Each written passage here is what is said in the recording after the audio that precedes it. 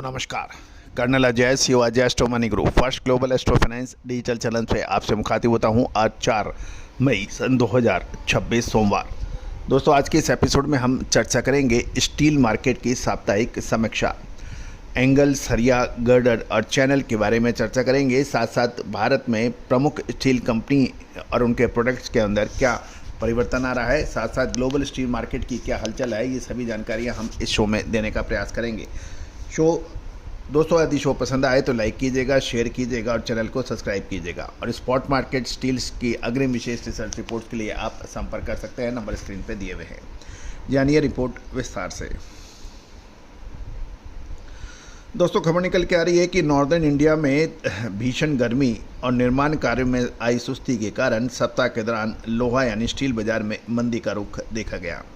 विशेष रूप से real estate में प्रयुक्त होने वाले सरिया, एंगल, शुद्धता ऐसी जो हर घर की पसंद बने। सुधा महेश ठक्कर, हल्दी के विश्वसनीय निर्यातक। आज ही संपर्क करें। चैनल और गर्डर की कीमतों के अंदर गिरावट दर्ज हुई। गौरतलब है कि भीषण गर्मी के चलते निर्माण स्थलों पर काम की गति धीमी है तथा शादियों के सीजन के कारण फिनिश गुड्स यानी तैयार माल के उत्पादन और मांग पर असर पड़ा है। रियल एस्टेट के साथ साथ सरकारी प्रोजेक्ट्स में आने वाली मांग भी पिछले हफ्तों के मुकाबले काफ़ी कम रही, जिससे कंपनियों को अपने रेट कम करने पड़े।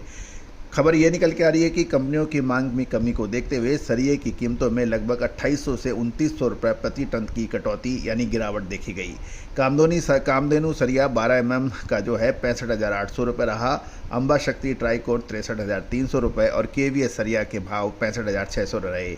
एंगल राणा 48,000 लगभग 2,000 की गिरावट के साथ में।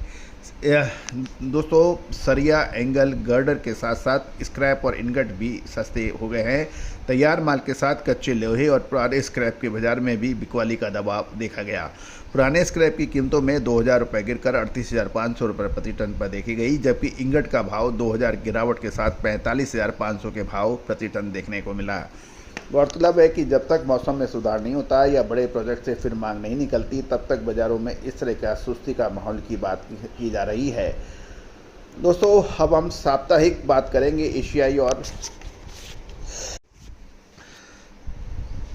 एशियाई और ग्लोबल मार्केट में स्टील बाजार की प्रमुख खबरें भी आप तक प्रस्तुत की जा रही है। मसाले, खुशबू और प्योर झाग, टेस्ट से भर दे हर जुबान पे स्वाद। एवरीडे मसाले, देश का स्वाद।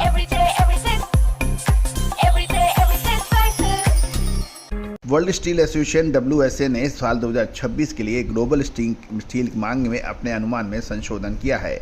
वर्ल्ड स्टील एसोसिएशन के अनुसार साल 2026 में वैश्विक स्टील की मांग केवल 0.3% मामूली दर से बढ़कर 1.72 बिलियन मैट्रिक टन तक पहुंचने की संभावना है। ये वृद्धि वैश्विक आर्थिक दर यानी 3% से काफ़ी कम है। यानी ग्लोबल इकोनॉमिक ग्रोथ 3% है, जबकि स्टील की मांग 0.3% है। ये काफ़ी डिस्पैरिटी मानी जा रही है।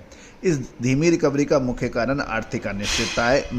मिडिल ईस्ट में जियोपॉलिटिकल टेंशन, मुद्रास्फीति यानी महंगाई का दबाव और ट्रेड पॉलिसीज़ को लेकर अनिश्चितता है।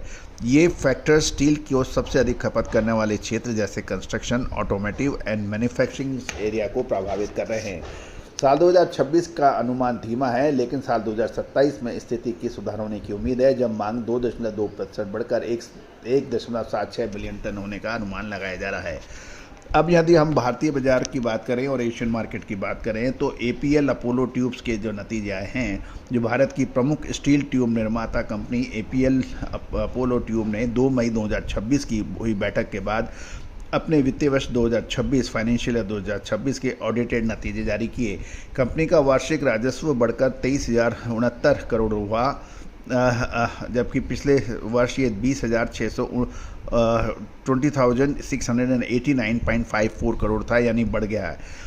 कंपनी का प्रॉफिट जो समेकित प्रॉफिट भी 757.06 करोड़ से बढ़कर 1203.08 करोड़ हो गया है।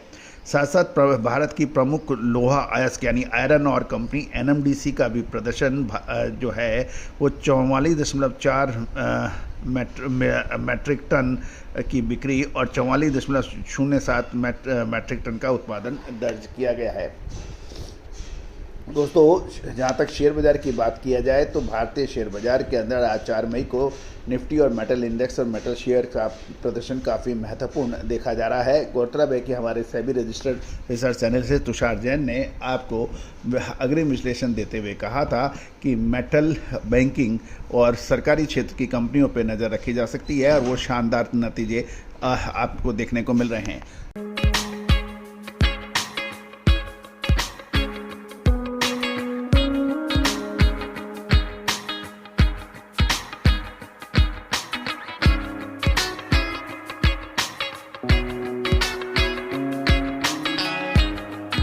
दोस्तों, कहा जाता है कि व्यापार और व्यवसाय का विश्लेषण एक तरफा नहीं होता, इसमें आपको बहुत सारे फैक्टर्स इन करने पड़ते हैं। फाइनेंशियल एस्ट्रोलॉजी के अनुसार दोस्तों, कोई भी विशेष अग्रिम रिसर्च रिपोर्ट के लिए आप संपर्क कर सकते हैं। All the very best, good luck, happy trading.